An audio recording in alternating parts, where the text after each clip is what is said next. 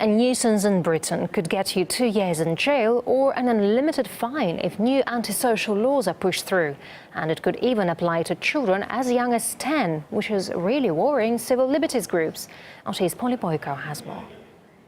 Antisocial behavioural orders, or ASBOs as they're shortened to here in the UK, have been the brunt of many a joke for quite some time now, namely because of the quite bizarre things that police have reprimanded members of the public for in the past.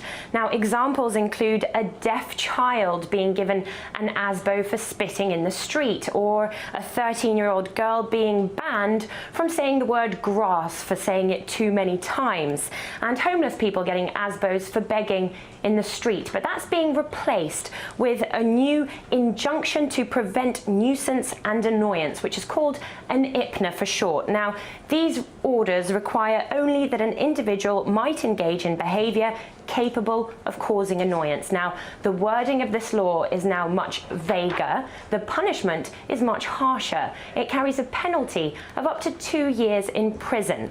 Now, I don't know about you, but I personally know a lot of people, both adults and children above the age of 10, who can be extremely annoying at times. And that is precisely the problem that a lot of human rights campaigners are having with this law at the moment. They say that the lines between simply being annoying, which many of them will see as a fundamental human right, and being a criminal, well, those lines are now being blurred.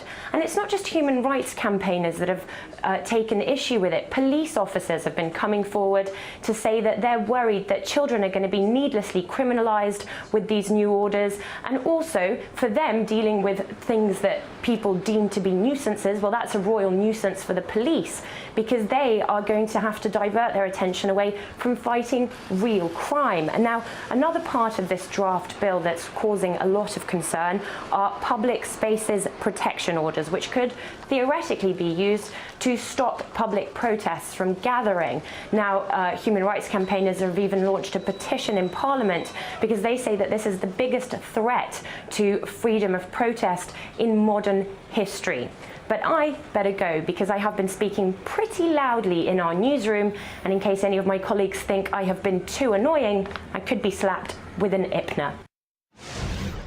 And let's now discuss this some more with Carrie-Anne Mendoza. She's a blogger and activist campaigning against this bill. Carrie-Anne, nice to see you here on RT. Welcome. So, annoying and causing nuisance are pretty vague terms, to say the least. So, what exactly do the legislators mean here?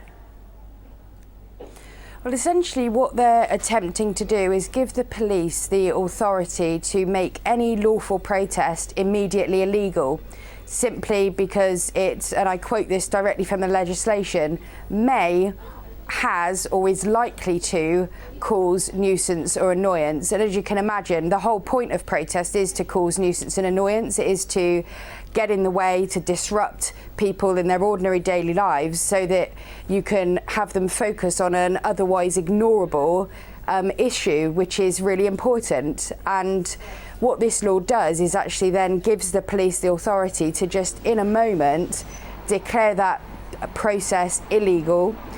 People who then defy those orders won't be put in front of a magistrate or have any intervention by a court of law. They will receive an on-the-spot fine of up to £5,000 and potentially a prison sentence. And what's even more unnerving about this piece of legislation is it also allows the police to then bar people from what they call a locality, and locality hasn't been defined, so it could be a city, a county, a country. Nobody really knows, and again, all without the intervention of a court of law. So obviously anyone seeking, and this law has passed, this is the worst and scariest part of this, is that the House of Commons, the democratic body for the UK, has already passed this law. The only thing that stands between it and the statute are the House of Lords, who are debating it this afternoon, and royal assent. So we're all, anyone with a stake in civil liberties and freedom to protest should be really alarmed by this bill. And as you rightly point out, equally, children's campaigners, the Children's Commissioner, Dr. Maggie Atkinson, has also spoken out against this bill because it essentially also criminalises childhood.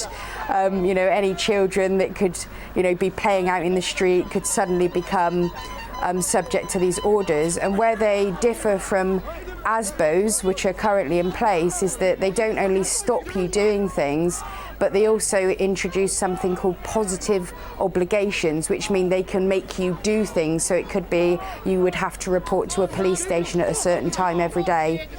Okay. Any of these things, and that's all without judicial intervention of any kind. Okay, so I guess you believe that this legislation is dangerous, but isn't antisocial behaviour is dangerous and needs to be scrapped and needs to be well, actually people need to do something about it? Well, I think a lot has been done about it, and a lot of these laws already exist. We already have antisocial behaviour orders which have already been overused and abused by police forces that are just really seeking to clamp down on people. We've got the case in Manchester where a soup kitchen was banned by an ASBO. We've got homeless people that are having ASBOs applied to them that means begging. Then becomes illegal. If they're caught begging, they go to prison or receive a fine. So it's not that anyone is underestimating the impact of antisocial behaviour, but we already have a raft of legislation in place to deal with these issues, and actually the attempt to rebrand this legislation as somehow dealing with antisocial behaviour, I think is a great leap and quite a cynical one by our politicians, who are, what they're really after is to avoid the impact of protest and of marches and of strikes which seek to challenge austerity, which is being meted out to people up and down the country right now. All right, Carrie-Anne Mendoza, live there. Carrie-Anne, thank you very much indeed for sharing your views with us. Thank you. Thank you for having me on.